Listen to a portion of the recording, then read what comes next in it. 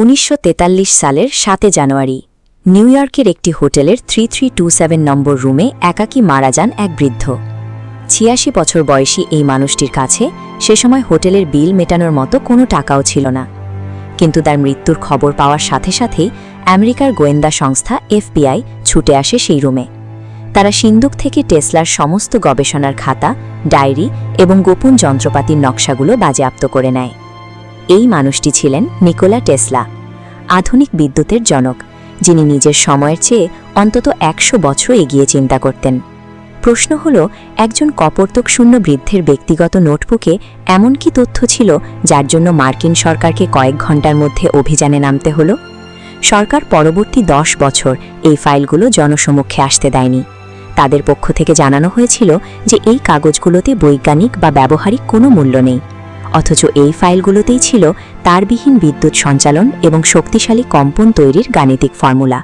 Tesla তার উদ্ভাবনগুলোকে পুঁজি না করে বরং পুরো মানবজাতির জন্য উন্মুক্ত করতে চাইছিলেন বলেই ব্যবসায়িক মহলে তিনি কোণঠাসা হয়ে পড়েন।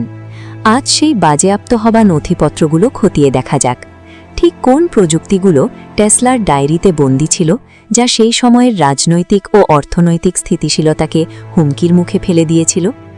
1996 সালে টেসলা নিউ ইয়র্কের ল্যাবরেটরিতে একটি পকেট সাইজের যন্ত্র নিয়ে পরীক্ষা করছিলেন, যার নাম ছিল অসিলেটর। একদিন তিনি যন্ত্রটি ল্যাবরেটরির একটি পিলারের সাথে লাগিয়ে চালু করেন। কিছুক্ষণ পর পুরো বিল্ডিং কাঁপতে শুরু করে। টেসলা বোঝেন, যন্ত্রটি থামানো না গেলে পুরো কাঠামো ধসে পড়বে। পরিস্থিতির ভয়াবহতা বুঝতে পেরে তিনি হাতুড়ি দিয়ে আঘাত করে যন্ত্রটি ভেঙে ফেলেন। বিজ্ঞানের ভাষায় একে বলে রেজোনেন্স। প্রতিটি জিনিসের কাঁপার একটি নিজস্ব ফ্রিকোয়েন্সি থাকে। দোলনায় দোলতে থাকা কাউকে যদি ঠিক সময়ে সামান্য ধাক্কা দেওয়া হয়, তবে দোলনার গতি বহুগুণ বেড়ে যায়। টেসলার যন্ত্রটি ঠিক এই গাণিতিক সূত্র ব্যবহার করে ছোট ছোট কম্পনকে বিশাল শক্তিতে রূপান্তর করতে পারত। টেসলা পরবর্তী পরীক্ষায় একটি 10 তলা নির্মীয়মান ভবনের লোহার কাঠামোর সাথে এই অসিলেটরটি যুক্ত করেন। সামান্য ওই যন্ত্রের প্রভাবে পুরো স্টিল ফ্রেমটি এমনভাবে দুলতে শুরু করে যে শ্রমিকরা ভূমিকম্প ভেবে নিচে নেমে আসে। পৃথিবী নিজেও প্রতিনিয়ত কাঁপছে। টেসলার দাবি ছিল, যদি এই যন্ত্রটিকে পৃথিবীর নিজস্ব ফ্রিকোয়েন্সির সাথে নিখুঁতভাবে মিলিয়ে দেওয়া যায়, তবে এর শক্তিতে পৃথিবীকে মাঝখান থেকে 2 টুকরো করে ফেলা সম্ভব। টেসলার অন্যতম উচ্চাভিলাষী পরিকল্পনা ছিল তারবিহীন বিদ্যুৎ সঞ্চালন। তিনি চেয়েছিলেন বাতাস বা মাটিকে ব্যবহার করে পুরো পৃথিবীতে তার ছাড়াই বিদ্যুৎ পৌঁছে দিতে। এই লক্ষ্য পূরণে তিনি কলোরাডোতে ওয়ার্ডেন ক্লিফ টাওয়ার নির্মাণ করেন।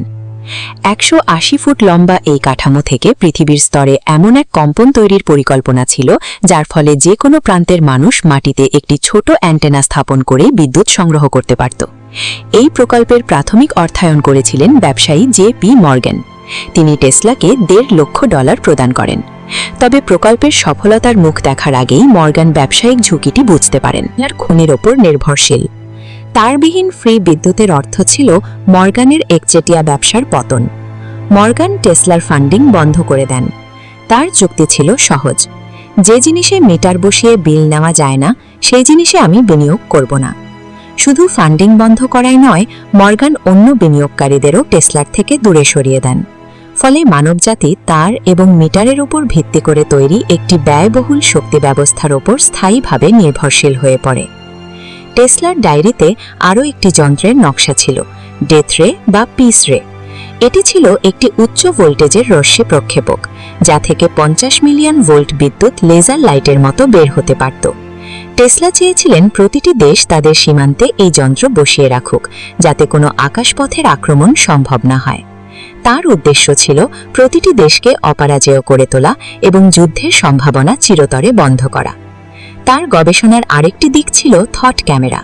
তিনি বিশ্বাস করতেন মানুষের চিন্তার প্রতিটি প্রতিচ্ছবি চোখের রেটিনায় তৈরি হয়। তিনি এমন এক প্রযুক্তির তাত্ত্বিক কাঠামো তৈরি করেছিলেন, যা রেটিনা স্ক্যান করে মানুষের মনের কল্পনাকে স্ক্রিনে প্রদর্শন করতে পারবে। তবে এই প্রকল্পগুলোর কোনোটি আলোর মুখ দেখেনি। বিশ্বশান্তি বা ব্যক্তিগত স্বচ্ছতার চেয়ে তখনকার শাসকরা যুদ্ধের অস্ত্র এবং বাণিজ্যিক গোপনীয়তা রক্ষাকে বেশি গুরুত্ব দিয়েছিলেন।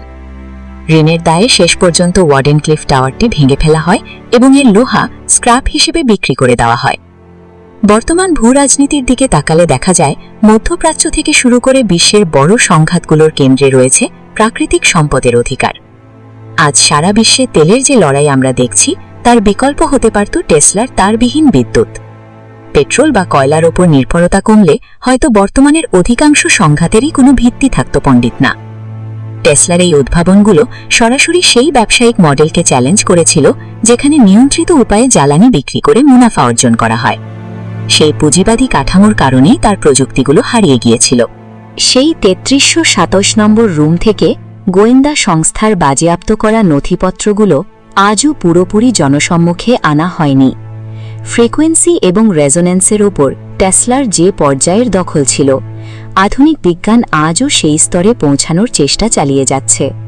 নিজের ক্যারিয়ারের শেষ প্রান্তে টেসলা বলেছিলেন, বর্তমান সময়টা হয়তো তাদের, কিন্তু আমি যে ভবিষ্যতের জন্য কাজ করেছি সেই ভবিষ্যৎটা কেবলই আমার।